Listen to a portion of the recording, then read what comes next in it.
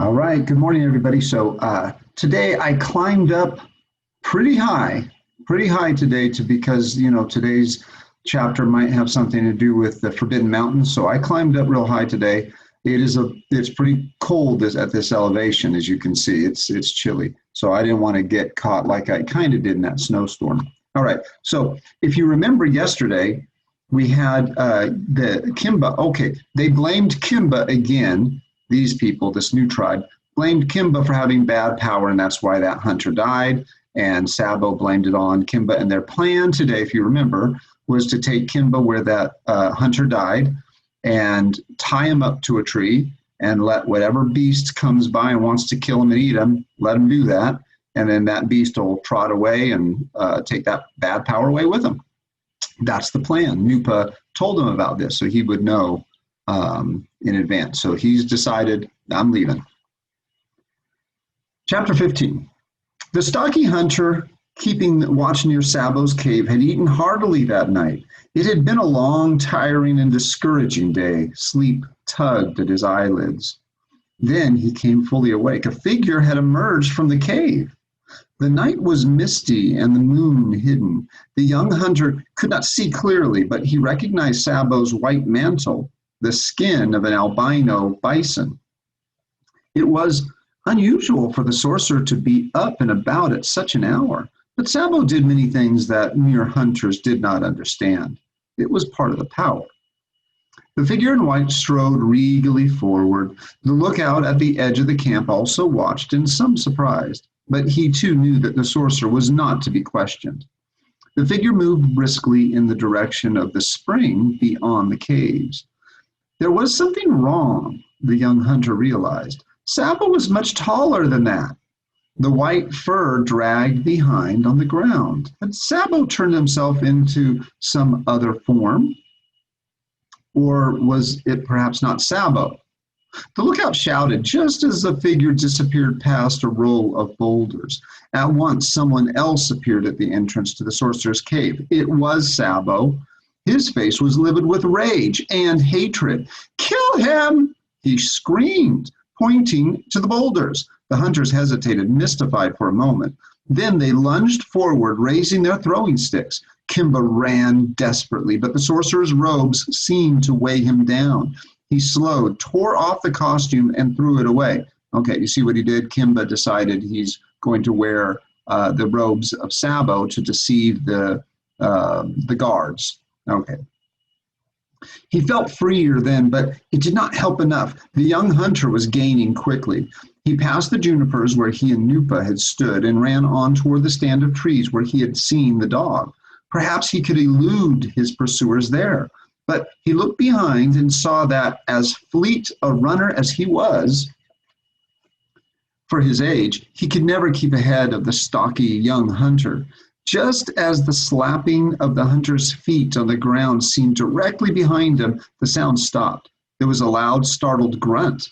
Kimba looked over his shoulder again. The hunter had braced himself and drawn back his throwing stick and javelin. A large creature in a dazzling burst of speed bore down on him. You know who that is. Too late, the youth hurled the javelin. With the force of an avalanche, the animal bowled him over. The dog, the red-speckled dog, it had still been waiting for him in the trees beside the spring. Kimba raced on, and the wild dog quickly joined him. The second hunter was still on their trail, as well as Sabo and perhaps more hunters. But by the time Kimba was feeling winded, he decided it was safe to halt. He peered back along the way they had come. The moon shone dully now in the mist. No one was visible, and he heard no sounds of pursuit. Sabo must have given up for the moment, anyway. Kimba sighed with relief. With luck, he would see no more of the sorcerer. Nor would he see Nupa, he thought with regret. But in some season to come, perhaps, he would. For he would remember where her people had their caves, and when he was an honored hunter of the tribe, he might well come back and take her away. Then neither Sabo nor any of the tribesmen would stop him. Kimba felt confident and free. He had the spear that Nupa had left for him, and he had the healing piece of mammoth tusk. Now he and the dog would return victorious. If only Rab still lived. Soon he would know. But he must be careful. Sabo would be angry and unforgiving. He would not easily permit the boy to slip out of his hands. Kimba had told Sabo that the tribe lived to the west and north, so the hunter would believe that that was where he was headed. It would be wiser, he thought, to go southward briefly toward the Forbidden Mountains.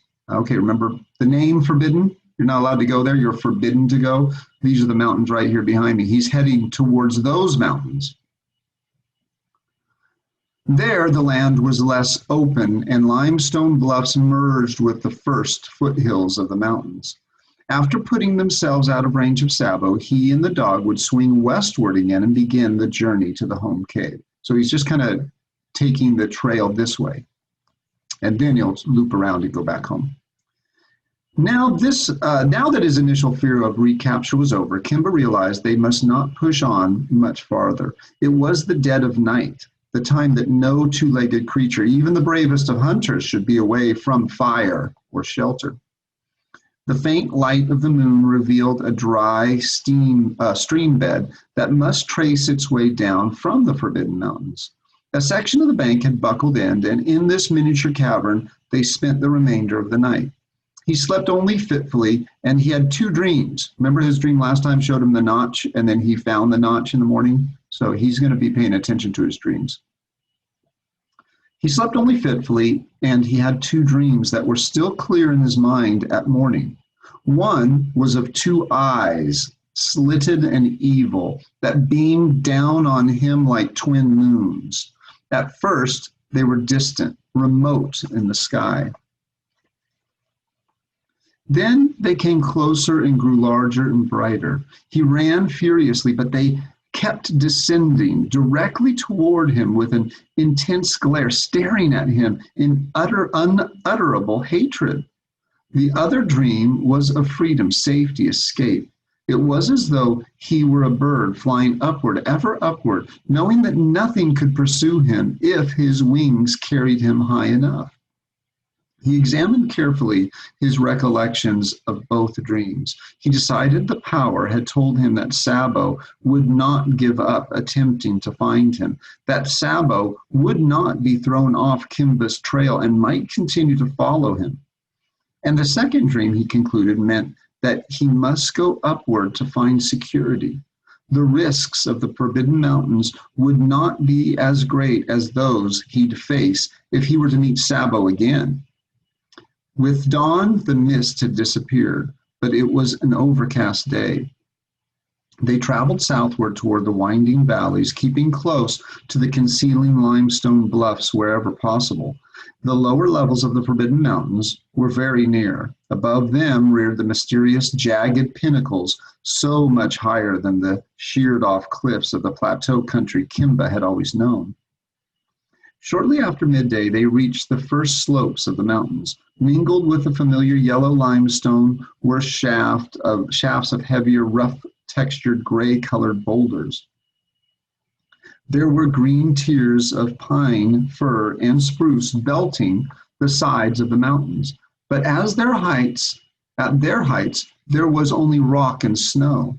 Avoid the Forbidden Mountains. He had always been warned. Their power was bad. No one had ever approached them. But he could not ignore his visions, and he would not go far up the slopes, and he told himself, just high enough to be sure he was avoiding Sabo and the hunters of his tribe. The peak they stood near seemed to Kimba to soar forever into the sky, yet it was dwarfed by other summits of the mountain range that lay beyond farther southward. By mid-afternoon, Kimba and the dog had passed through several levels of forest and meadow and were picking their way through shale and granite. With each step, he glanced upward with the same feeling of dread, wondering if they had come far enough to incur the wrath of the mountain's power. Still, these lower slopes were dotted with the familiar hazel and hawthorn.